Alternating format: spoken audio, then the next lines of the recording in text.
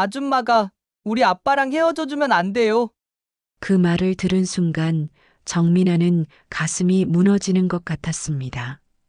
지훈이는 계속해서 엄마가 아줌마 때문에 매일 울고 있다고 했고, 아줌마만 없으면 자신과 엄마 아빠가 다시 함께 살 수 있을 것이라고 말했습니다. 정민아는 그동안 지훈이를 친자식처럼 아꼈던 자신의 마음이 철저히 배신당한 기분이었습니다. 3년 넘게 함께 지내며 쌓아온 모든 추억들이 한순간에 무너져 내렸습니다. 정민아는 밤마다 눈물을 흘리며 지금까지의 시간들이 과연 의미가 있었는지 자문했습니다. 전처의 계획적인 이간질과 지훈이의 변화 앞에서 정민아는 완전히 무력감에 빠져들었고 이 상황에서 벗어날 방법을 찾을 수 없어 절망했습니다. 사연을 듣고 난 후 각자의 의견을 댓글로 남겨주시기 바랍니다. 사소한 댓글이라도 사연자분에게 큰 힘이 될 수 있습니다. 각색될 수 있고 사연자분의 입장에서 구성될 수 있습니다. 42세의 정민아는 부산 해운대구의 작은 원룸에서 혼자 차를 끓이며 창밖을 바라보았습니다. 5년 전 그날의 기억이 다시 떠올랐습니다. 남편 강태준이 갑자기 거실 소파에 앉아 심각한 표정을 지으며 말했던 순간이었습니다. 그때는 평범한 목요일 저녁이었고 정민아는 설거지를 마치고 거실로 나왔다가 태준의 굳어진 표정을 보고 깜짝 놀랐습니다. 미나야, 우리 이혼하자. 정민아는 처음에 농담인 줄 알았습니다. 태준이 평소에도 장난을 자주 쳤기 때문이었습니다. 하지만 그의 표정은 진지했고 목소리도 떨리고 있었습니다. 정민아는 손에 들고 있던 물컵을 싱크대에 놓고 태준 앞에 앉았습니다. 갑자기 왜 그래? 무슨 일 있어? 태준은 한참 동안 말을 잇지 못하다가 천천히 입을 열었습니다. 그의 손은 무릎 위에서 떨리고 있었고 평소 당당했던 모습과는 전혀 달랐습니다. 우리 아들 지훈이 때문이야. 전 와이프랑 다시 같이 살아야겠어. 정민아는 귀를 의심했습니다. 결혼할 때 태준은 전처와는 완전히 끝났다고 했었습니다. 지훈이도 자신을 엄마라고 부르며 잘 따랐습니다. 주말마다 함께 놀이공원에 가고 숙제도 같이 도와주었는데 갑자기 무슨 소리인지 이해할 수 없었습니다. 지훈이가 뭐라고 했는데? 요즘 학교에서 자꾸 문제를 일으켜. 상담 선생님이 아이가 불안정하다고 하더라고. 친엄마랑 떨어져 있어서 그런 것 같다고. 태준의 목소리는 점점 작아졌습니다. 정민아는 가슴이 답답해져서 숨이 막힐 것 같았습니다. 지훈이는 자신과도 편하게 지냈는데 상담 선생님의 말이 믿어지지 않았습니다. 그래서 나랑 헤어지겠다는 거야? 지훈이는 나도 좋아하는데? 미안해. 정말 미안해. 너한테 나쁜 짓 하는 거 아는데. 지훈이가 너무 힘들어해. 정민아는 태준이 눈물을 글썽이는 것을 보고 더욱 혼란스러웠습니다. 3년간의 결혼 생활이 이렇게 갑작스럽게 끝날 줄은 꿈에도 몰랐습니다. 태준은 집과 모든 재산을 자신에게 주겠다고 했지만 미나에게는 그런 것들이 전혀 중요하지 않았습니다. 함께 만들어온 추억들과 앞으로의 계획들이 한순간에 무너지는 기분이었습니다. 그 후 몇 달 뒤 정민아는 우연히 태준이 전처와 함께 마트에서 장을 보는 모습을 목격했습니다. 세 사람이 마치 행복한 가족처럼 보였고 지훈이는 밝게 웃고 있었습니다. 그 순간 정민아는 자신이 얼마나 순진했는지 깨달았습니다. 아이를 위한 선택이라는 태준의 말이 모두 거짓말이었다는 것을 뒤늦게 알게 되었습니다. 사실 태준과의 만남 자체가 운명의 장난이었다고 정민아는 생각했습니다. 둘 다 이혼 경험이 있었기 때문에 서로의 아픔을 이해할 수 있다고 믿었던 것입니다. 정민아는 전 남편의 끊임없는 도박과 그로 인한 빚 때문에 이혼했고, 태주는 전처가 다단계 사업에 빠져들면서 가정이 완전히 무너졌다고 했습니다. 태준이 처음 자신의 과거를 털어놓을 때의 모습이 지금도 생생했습니다. 그는 마치 고해성사를 하듯 떨리는 목소리로 자신의 실패담을 들려주었습니다. 태준에 따르면 전처는 처음에는 평범한 주부였습니다. 하지만 어느 날부터 이상한 사업 설명회에 참석하기 시작했고 점점 그 일에만 매달리게 되었습니다. 소영은 자신이 큰 돈을 벌어다 줄 것이라며 태준을 설득했고 순진했던 태준은 그녀를 믿고 생활비와 월급을 모두 맡겼습니다. 소영은 아이 지훈이를 돌보는 것보다 사업에 더 신경을 쓰기 시작했고 집안일도 제대로 하지 않았습니다. 문제는 몇 달 후에 드러났습니다. 태준이 회사에서 돌아온 어느 날 집 앞에 독촉장들이 쌓여 있었습니다. 전기요금, 가스요금, 관리비는 물론이고 카드 회사에서 온 최종 독촉장까지 있었습니다. 태준은 그제야 소영이 생활비를 다단계 사업에 모두 투자하고 있었다는 사실을 알게 되었습니다. 더 충격적인 것은 그녀가 아파트를 담보로 대출까지 받아서 사업 자금으로 썼다는 것이었습니다. 태준은 전처는 수차례 대화를 시도했지만 소용없었습니다. 전처는 오히려 태준이 자신의 성공을 방해한다며 화를 냈고 지훈이 앞에서도 소리를 질러댔습니다. 결국 태준은 신용불량자가 되었고 직장에서도 개인 신용 문제로 압박을 받기 시작했습니다.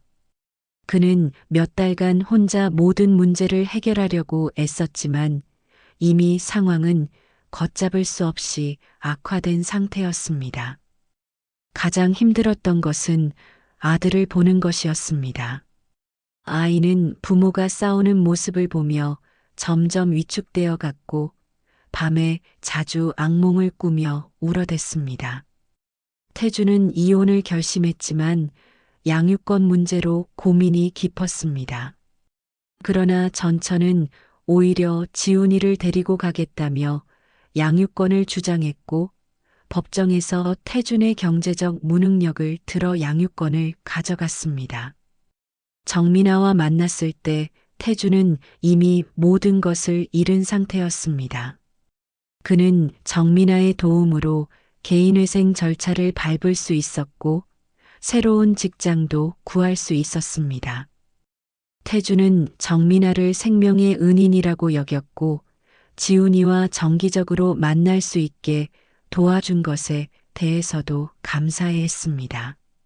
하지만 아이를 만날 때마다 태준은 눈물을 흘렸고 지훈이가 자신을 점점 멀리하는 것 같다며 괴로워했습니다. 정민아는 그런 태준을 위로하며 언젠가는 모든 것이 좋아질 것이라고 믿었습니다. 정민아와 태준의 새로운 생활이 시작된 후 태준은 완전히 달라진 모습을 보여주었습니다. 과거의 실패를 되풀이하지 않겠다는 의지로 가득했던 태준은 안정적인 미래를 만들기 위해 매일같이 노력했습니다. 그는 평생 사무직으로만 일해왔지만 더 나은 수입을 위해 기술직 전환을 결심했습니다. 퇴근 후에는 학원에 다니며 자격증 공부에 매달렸고 주말에는 실습장에서 기계 조작법을 익혔습니다. 처음에 태준이 도전한 것은 지게차 운전기능사 자격증이었습니다.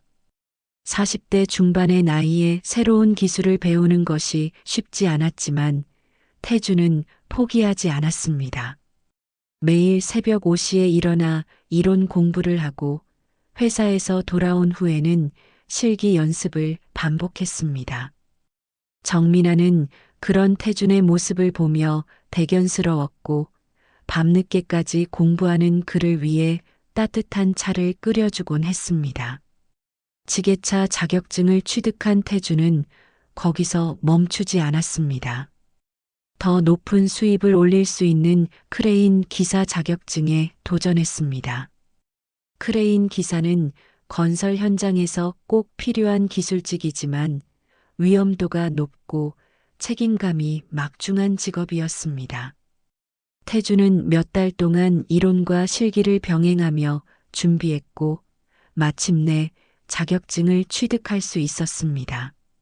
합격 소식을 들은 날 태주는 정민아를 껴안고 한참 동안 눈물을 흘렸습니다.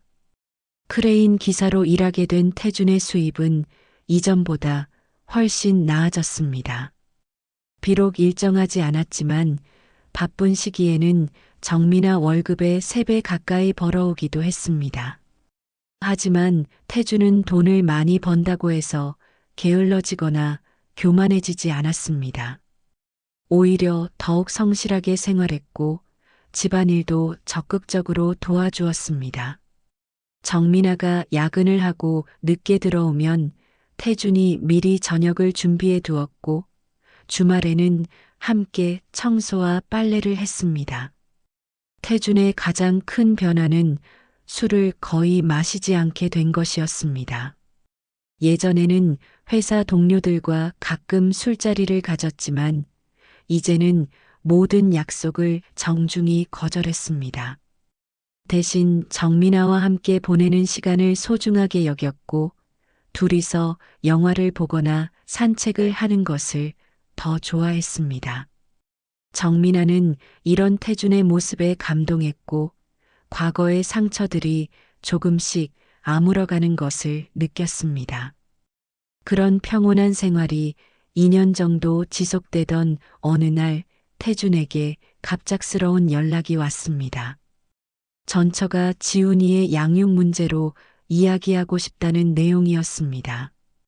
그녀는 자신이 다단계 사업을 완전히 정리했고 이제 지훈이를 제대로 키우고 싶다면서 태준과 공동양육을 제안했습니다.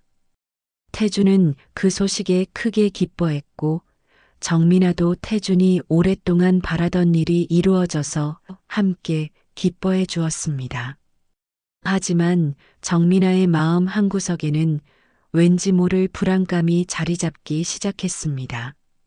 전처와의 공동 양육이 본격적으로 시작되면서 정민아의 삶은 완전히 달라졌습니다. 처음 지훈이가 집에 올 때 정민아는 긴장했지만 7살 된 지훈이를 직접 보는 순간 모든 걱정이 사라졌습니다. 태준을 닮은 큰 눈과 환한 미소를 가진 지훈이는 정민아에게 어색하게 인사를 건넸고 정민아는 그 순간 가슴이 뭉클해지는 것을 느꼈습니다. 아이의 작은 손과 말랑한 뺨, 그리고 순수한 웃음소리는 정민아의 마음을 단숨에 사로잡았습니다. 한 달이라는 시간이 처음에는 길게 느껴졌지만 실제로는 너무나 짧았습니다. 지훈이는 생각보다 순하고 착한 아이였습니다.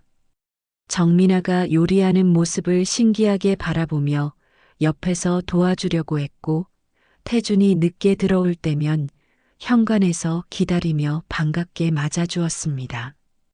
정민아는 지훈이가 밤에 혼자 자는 것을 무서워한다는 것을 알고 매일 밤 동화책을 읽어주기 시작했습니다. 아이가 자신의 품에서 스르르 잠드는 모습을 보며 정민아는 이전에 경험해보지 못한 모성애를 느꼈습니다. 지훈이와 함께하는 주말은 정말 특별했습니다. 태주는 평일 내내 일에 바빴지만 주말만큼은 온전히 가족을 위한 시간으로 비워두었습니다. 세 사람은 함께 놀이공원에 가거나 동물원을 구경했고, 때로는 바닷가에서 모래성을 쌓기도 했습니다. 지훈이는 처음에는 정민아를 어색해했지만 점점 마음을 열어갔고, 나중에는 정민아의 손을 꼭 잡고 다니며 애교를 부리기도 했습니다. 정민아가 가장 행복했던 순간은 지훈이가 자신을 부르는 호칭이 바뀌는 것을 지켜보는 때였습니다. 처음에는 어색하게 이름을 부르던 지훈이가 점차 자연스럽게 엄마라고 부르기 시작했습니다. 물론 친엄마와 구분하기 위해 미나 엄마라고 불렀지만 그 소리를 들을 때마다 정민아의 가슴은 벅차올랐습니다. 태준도 그런 모습을 보며 감동했고, 정민아가 지훈이를 친자식처럼 아껴주는 것에 대해 끊임없이 고마워했습니다. 한 달이 지나 지훈이가 친엄마에게 돌아가는 날이면 정민아는 마음이 무너지는 것 같았습니다. 아이 없는 집은 너무 조용했고, 지훈이의 웃음소리가 들리지 않는 거실은 왠지 허전했습니다. 정민아는 지훈이가 없는 한 달 동안 아이를 위한 새로운 장난감이나 옷을 사며 다음 만남을 준비했습니다. 태준 역시 지훈이가 없는 동안 우울해했지만 정민아가 아이를 진심으로 사랑해주는 모습에 깊이 감사했습니다. 이렇게 1년 정도가 흘러가면서 정민아는 자신이 완전한 가정을 이루었다고 생각했습니다. 태준과 지훈이가 있는 삶은 이전과는 비교할 수 없을 만큼 충만했고, 세 사람이 함께하는 모든 순간이 소중했습니다. 정민아는 지훈이를 위해서라면 무엇이든 할 수 있을 것 같았고, 이 행복이 영원히 계속되기만을 바랐습니다. 지훈이가 초등학교에 입학할 나이가 되면서 예상치 못한 문제가 발생했습니다. 학교 배정은 거주지를 기준으로 이루어지기 때문에 지훈이는 한쪽 부모의 거주지 근처 학교에만 다닐 수 있었습니다. 전처는 자신이 사는 인천 지역 학교에 보내고 싶어 했고, 태준과 정민아는 부산 지역 학교를 원했습니다.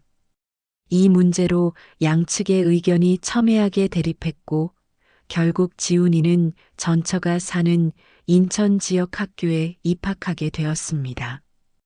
이 결정으로 인해 공동 양육의 방식이 완전히 바뀌었습니다. 학기 중에는 지훈이가 학교에 다녀야 하므로 전처와 함께 지내야 했고, 태준과 정민아는 방학 때만 아이를 만날 수 있게 되었습니다. 1년에 겨우 2달 정도만 지훈이와 함께할 수 있다는 현실에 정민아는 깊은 절망감을 느꼈습니다. 태준 역시 크게 실망했지만 어쩔 수 없는 상황이라며 체념하는 모습을 보였습니다. 몇 달 후 전처는 예상치 못한 제안을 해왔습니다. 자신이 부산으로 이사를 온다면 이전처럼 한 달씩 번갈아 가며 지훈이를 키울 수 있다는 것이었습니다. 하지만 조건이 있었습니다. 소영은 혼자서는 부산까지 이사할 경제적 여력이 없으니 태준이 전세금을 지원해달라고 요청했습니다. 그 금액은 무려 3천만 원이었습니다. 태준은 처음에 그 제안을 거절했습니다. 이미 자신들도 넉넉하지 않은 상황에서 그런 큰 돈을 내주기는 어렵다고 생각했습니다. 하지만 정민아의 마음은 달랐습니다. 지훈이와 다시 예전처럼 지낼 수 있다는 가능성에 마음이 끌렸고 결국 태준을 설득했습니다. 정민아는 자신의 적금을 모두 해지하고 태준도 크레인 기사로 모아둔 돈을 보태어 소영에게 전세금을 지원하기로 했습니다. 부산으로 이사한 후 처음 몇 달은 모든 것이 순조로웠습니다. 지훈이는 다시 한 달씩 번갈아 가며 두 집에서 지냈고 정민아는 아이와 함께하는 시간을 되찾은 것에 큰 기쁨을 느꼈습니다. 하지만 문제는 전처가 너무 가까운 곳으로 이사했다는 점이었습니다. 태준과 정민아가 사는 아파트에서 도보로 10분 거리의 소영이 자리를 잡은 것입니다. 거리가 가까워지면서 태준과 소영의 연락 빈도가 급격히 늘어났습니다. 지훈이의 학교 문제, 병원 방문, 학용품 구매 등 모든 일에 대해 수시로 상의해야 했고, 때로는 직접 만나서 이야기하는 일도 잦아졌습니다. 정민아는 이런 상황이 불편했지만 모든 것이 지훈이를 위한 일이라고 생각하며 참아주었습니다. 태준도 정민아의 마음을 이해한다며 최대한 조심스럽게 행동하려고 노력했습니다. 하지만 정민아의 마음 깊은 곳에서는 불안감이 점점 커져가고 있었습니다. 예전에는 한 달에 한 번 정도만 연락하던 전처와의 관계가 이제는 거의 매일 이어지고 있었고, 태준의 표정에서도 미묘한 변화가 감지되기 시작했습니다. 전처가 부산으로 이사 온 지 1년 정도가 지나면서 상황이 급격히 악화되기 시작했습니다. 처음에는 지훈이의 교육 문제나 건강 관리에 대해서만 가끔 의견을 나누던 전처가 점점 더 세세한 부분까지 간섭하기 시작했습니다. 전화 횟수도 늘어났고 통화 내용도 점점 더 공격적으로 변해갔습니다. 정민아는 처음에는 지훈이의 친엄마로서 당연한 관심이라고 생각했지만 시간이 갈수록 이것이 단순한 관심을 넘어선다는 것을 깨달았습니다. 가장 큰 문제는 지훈이의 학습 관리였습니다. 전처는 정민아가 지훈이와 함께 있는 한 달 동안 반드시 해야 할 학습량을 정해주기 시작했습니다. 수학 문제집 2권, 국어 독해 문제집 1권, 영어 단어 암기, 그리고 매일 일기 쓰기까지 포함된 계획표는 초등학교 2학년인 지훈이에게는 너무 벅찬 양이었습니다. 정민아가 조금이라도 분량을 줄이거나 놀이 시간을 늘려주면 전처는 즉시 전화를 걸어와 비난했습니다. 전처의 말은 점점 더 거칠어졌습니다. 정민아를 향해 진짜 엄마가 아니면서 아이 교육에 대해 함부로 판단하지 말라고 했고, 때로는 계모라는 표현을 쓰며 모멸감을 주었습니다. 정민아는 이런 말들을 들을 때마다 가슴이 찢어지는 것 같았지만 지훈이를 위해 참아야 한다고 스스로를 달랬습니다. 태준에게 이런 일들을 말하면 전처와 갈등이 생겨서 지훈이가 피해를 볼까봐 대부분 혼자 감당했습니다. 상황은 더욱 악화되었습니다. 전처는 정민아가 지훈이에게 주는 음식까지 간섭하기 시작했습니다. 김치가 너무 맵다며 아이 위에 해롭다고 지적하고 인스턴트 음식을 주면 영양 불균형을 초래한다고 비난했습니다. 심지어는 지훈이가 정민아 집에서 감기에 걸렸다며 난방 관리를 제대로 하지 않았다고 책임을 물었습니다.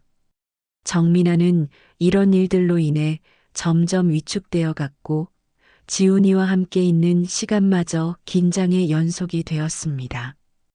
가장 충격적인 사실은 전처가 자신과 지훈이가 함께 있을 때는 공부를 거의 시키지 않는다는 것이었습니다. 지훈이가 무심코 흘린 말을 통해 정민아는 전처 집에서는 하루 종일 게임을 하거나 텔레비전을 본다는 것을 알게 되었습니다. 결국 전처는 의도적으로 정민아가 지훈이에게 미움받도록 만들고 있었던 것입니다. 지훈이는 점점 정민아 집에 오는 것을 싫어하기 시작했고 공부하기 싫다며 울음을 터뜨리는 일도 잦아졌습니다. 이런 스트레스가 계속되면서 정민아의 건강도 악화되었습니다. 밤에 잠을 제대로 못 자게 되었고 식욕도 떨어졌습니다. 결국 속이 너무 아파서 병원에 갔더니 스트레스성 위염 진단을 받았습니다. 의사는 스트레스의 원인을 제거하지 않으면 증상이 계속 악화될 것이라고 경고했지만 정민아에게는 그럴 수 있는 방법이 없어 보였습니다. 지훈이를 포기할 수도 없고 전처와 맞서 싸울 용기도 없었기 때문입니다. 전처의 괴롭힘이 절정에 달한 것은 정민아가 집안에서 이상한 일들을 발견하기 시작하면서부터였습니다. 처음에는 작은 것들이었습니다. 화장대 위에 놓아둔 립스틱의 위치가 바뀌어 있거나 옷장 속 옷들의 순서가 달라져 있는 일이 자주 생겼습니다. 정민아는 처음에는 자신의 착각이라고 생각했지만 시간이 갈수록 확신이 들기 시작했습니다. 누군가가 자신이 없는 사이에 집안을 뒤지고 있다는 것을 말입니다. 의심이 확신으로 바뀐 것은 정민아가 몰래 설치한 소형 카메라 때문이었습니다. 태준이 출근하고 자신도 직장에 간 사이 전처가 여분 열쇠를 이용해 집에 들어오는 모습이 고스란히 녹화되어 있었습니다. 더욱 충격적인 것은 전처가 정민아의 옷을 입고 집안을 돌아다니는 모습이었습니다. 정민아의 드레스를 입고 거울 앞에서 포즈를 취하기도 하고 화장대에서 립스틱을 발라보기도 했습니다. 가장 견딜 수 없었던 장면은 전처가 정민아의 속옷 서랍을 뒤지는 모습이었습니다. 그녀는 마치 자신의 집인 양 서랍마다 열어보며 물건들을 만지작거렸고 심지어 정민아의 목걸이를 목에 걸고 거울을 보며 만족스러워하는 표정을 지었습니다. 정민아는 그 영상을 보며 온몸이 떨렸고 자신의 사생활이 완전히 침해당했다는 분노와 수치심에 잠을 이룰 수 없었습니다. 정민아가 전처에게 전화를 걸어 따지자 전처의 반응은 예상과 완전히 달랐습니다. 사과는커녕 오히려 화를 내며 지훈이를 제대로 돌보지 않는다고 아동학대라는 말까지 꺼냈습니다. 전처는 자신이 지훈이의 친엄마로서 아이의 생활 환경을 점검할 권리가 있다고 주장했고 정민아를 향해서는 돈 때문에 태준에게 접근한 비열한 여자라고 모욕했습니다. 정민아는 그런 말들을 들으며 분노했지만 지훈이를 잃을까봐 강하게 맞서지 못했습니다. 상황이 더욱 악화된 것은 지훈이의 태도 변화였습니다. 아이는 점점 정민아에게 차갑게 굴기 시작했고 예전처럼 애교를 부리거나 스킨십을 하는 일도 없어졌습니다. 정민아가 숙제를 도와주려고 하면 짜증을 냈고 함께 요리를 하자고 하면 하기 싫다며 방으로 들어가 버렸습니다. 가장 충격적이었던 것은 어느 날 지훈이가 정민아에게 던진 말이었습니다. 아줌마가 우리 아빠랑 헤어져 주면 안 돼요? 그 말을 들은 순간 정민아는 가슴이 무너지는 것 같았습니다.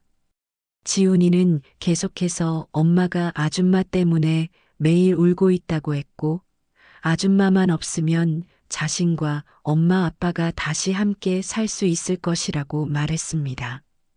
정민아는 그동안 지훈이를 친자식처럼 아꼈던 자신의 마음이 철저히 배신당한 기분이었습니다.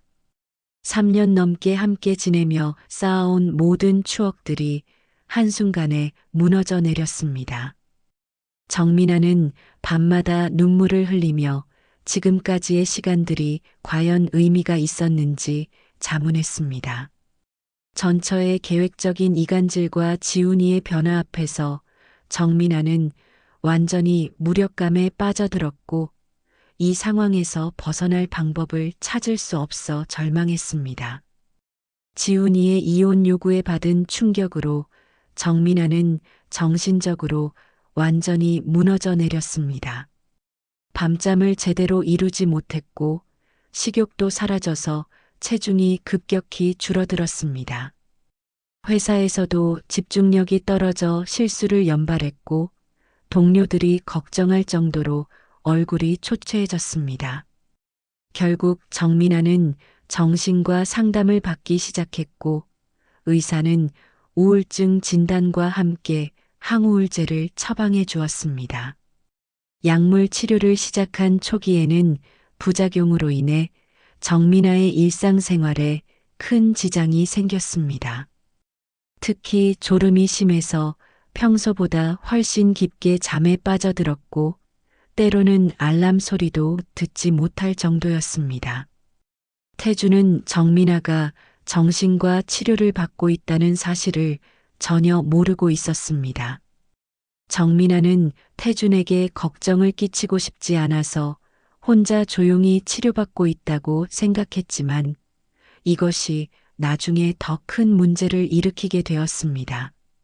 문제가 터진 것은 지훈이가 정민아 집에 머무르는 한 달 중 어느 토요일이었습니다.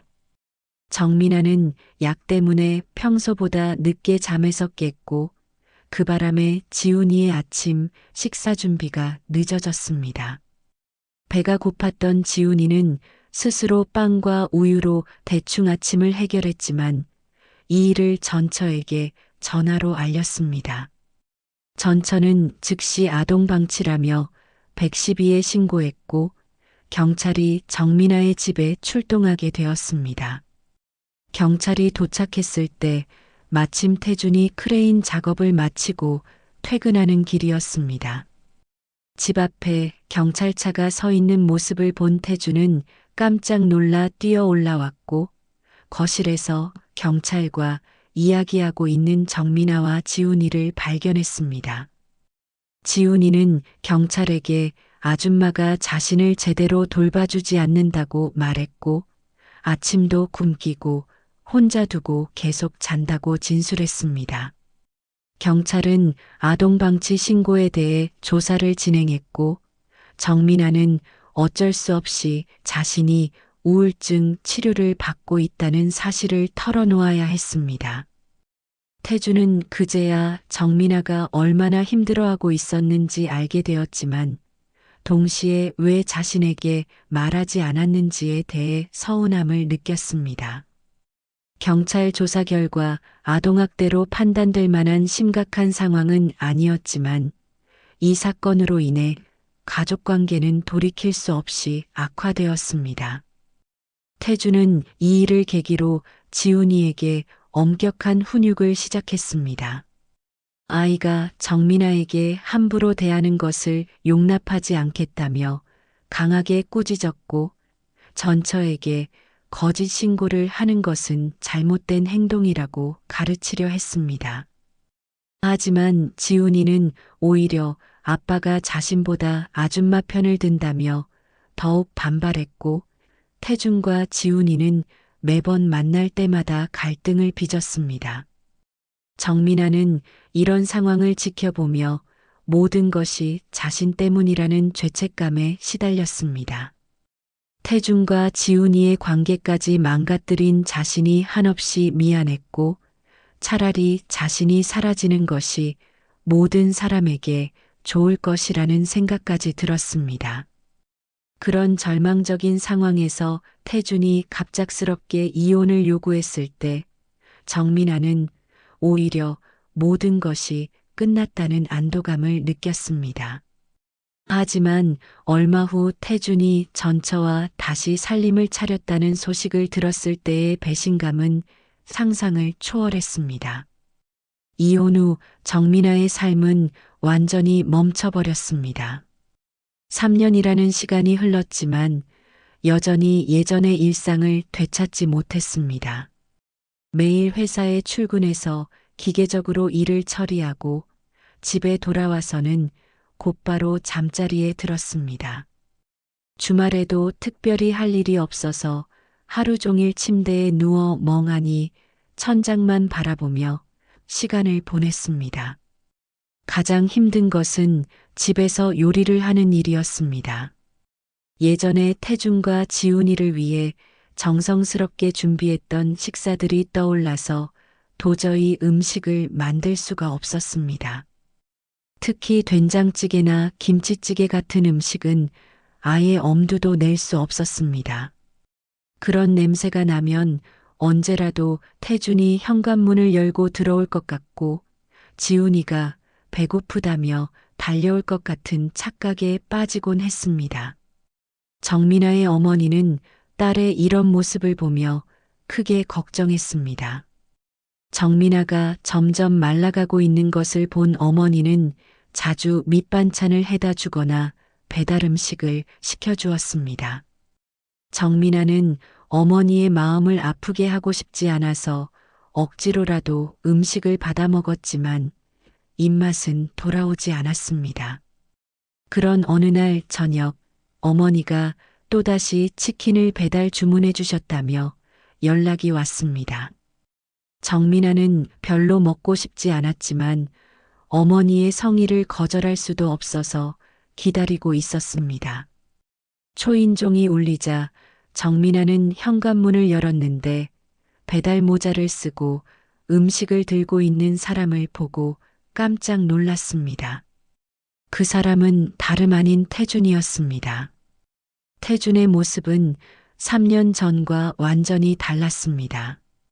20kg은 좋게 빠진 것 같은 야윈 얼굴, 왼쪽 눈 주위에 멍이 들어 있었고 입술도 터져 있었습니다. 평소에 단정했던 외모와는 거리가 먼 초라한 모습이었습니다. 정민아는 순간 말을 잃었고 태준은 주위를 두리번거리며 불안한 표정을 지었습니다. 태준은 정민아에게 급하게 부탁했습니다. 10분만 집안에 숨겨달라는 것이었습니다. 누군가가 자신을 따라오고 있다면서 제발 도와달라고 간청했습니다. 정민아는 어이가 없었지만 태준의 다급한 모습을 보고 일단 집 안으로 들여보냈습니다. 태준은 거실 구석에 웅크리고 앉아서 밖을 향해 귀를 기울였습니다. 잠시 후 태준은 갑자기 울음을 터뜨렸습니다. 남자가 이렇게 소리내어 우는 모습을 본 것은 처음이었습니다. 태준은 눈물을 흘리며 이제 모든 것이 끝났다고 말했습니다. 더 이상 가짜 연기를 할 필요가 없어졌다는 말도 덧붙였습니다. 정민아는 태준의 이런 모습이 믿어지지 않았고 혹시 또 다른 거짓말을 하려는 것은 아닌지 의심스러웠습니다. 정민아는 차가운 목소리로 태준에게 말했습니다. 자신을 다시 속이려는 것이라면 당장 나가라고 했습니다. 하지만 태준은 고개를 저으며 이번에는 정말 진실을 말하겠다고 했습니다. 그리고 지난 3년 동안 전처와 함께 살면서 겪었던 일들을 털어놓기 시작했습니다. 정민아는 태준의 말을 듣기 싫었지만 그의 처참한 모습 때문에 자리를 뜨지 못했습니다. 태준의 고백은 정민아가 상상했던 것보다 훨씬 충격적이었습니다. 그는 떨리는 목소리로 지난 3년간의 진실을 털어놓기 시작했습니다. 전처와의 동거는 모두 연기였고 지훈이를 구하기 위한 계획이었다는 것이었습니다. 전처는 다단계 사업을 정리했다고 거짓말을 했을 뿐 실제로는 더욱 깊이 빠져들고 있었습니다. 더 심각한 것은 지훈이까지 그 조직의 영향을 받기 시작했다는 점이었습니다. 태준에 따르면 전처는 지훈이를 데리고 각종 집회에 참석시켰고 아이에게 조직의 교리를 주입시키고 있었습니다. 특히 정민아에 대한 적대감을 심어주는 것도 그 교육의 일환이었다는 것입니다. 지훈이가 정민아를 거부하게 된 것도 이혼을 요구한 것도 모두 전처의 계획적인 세뇌 때문이었습니다. 태준은 이런 상황을 알게 된 후 지훈이를 구하기 위해 일부러 정민아와 이혼하고 전처와 함께 살기 시작했다고 했습니다. 지난 3년 동안 태준은 지옥 같은 시간을 보냈습니다. 전처는 태준이 돈을 벌어오지 않는다며 매일같이 폭력을 휘둘렀고 지훈이 앞에서도 서슴없이 때렸습니다. 태준은 일부러 크레인 기사 일을 그만두고 아르바이트만 하면서 경제적으로 무력한 모습을 연출했습니다. 그 목적은 전처가 자신의 본성을 드러내도록 유도하고 지훈이가 그것을 직접 목격하게 하기 위해서였습니다. 계획은 서서히 효과를 보기 시작했습니다. 지훈이는 전처가 태준을 때리는 모습을 보며 점점 혼란스러워했고 조직에서 배운 교리와 현실 사이의 괴리를 느끼기 시작했습니다. 특히 전처가 다른 조직원들과 함께 집에서 이상한 의식을 치르는 모습을 본 후부터는 두려움을 느끼기 시작했습니다. 지훈이는 태준에게 정민아가 그리워진다고 말하기 시작했고 진짜 엄마처럼 자신을 아껴주었던 정민아를 다시 보고 싶다고 털어놓았습니다. 결정적인 순간은 전처가 지훈이를 조직의 특별 교육 프로그램에 보내려고 한다는 것을 알았을 때였습니다. 그 프로그램은 아이들을 부모와 완전히 분리시켜 조직에서 키우는 것이었습니다. 태준은 더 이상 기다릴 수 없다고 판단하고 지훈이를 데리고 도망치기로 결심했습니다. 마침 전처가 집회에 간 사이 태준은 지훈이와 함께 집을 나왔고 아이를 정민아의 어머니 집에 피신시켰습니다. 전처는 태준과 지훈이가 사라진 것을 알고 조직원들과 함께 찾아다니기 시작했습니다. 태준은 그들의 추적을 피해 숨어 다니다가 정민아를 찾아온 것이었습니다. 정민아는 태준의 이야기를 들으며 복잡한 감정에 휩싸였습니다. 분노와 안도감, 그리고 미안함이 뒤섞였습니다. 며칠 후 정민아는 어머니 집에서 지훈이와 재회했습니다. 아이는 정민아를 보자마자 울음을 터뜨리며 사과했습니다. 자신이 나쁜 말을 했던 것에 대해 미안하다고 했고 정말로 정민아를 그리워했다고 고백했습니다. 정민아도 지훈이를 꼭 안고 눈물을 흘렸습니다. 3년 동안 잃어버렸던 가족을 다시 찾은 기분이었습니다. 태준은 법적 절차를 통해 지훈이의 양육권을 되찾았고 전처는 조직과 함께 다른 지역으로 사라졌습니다.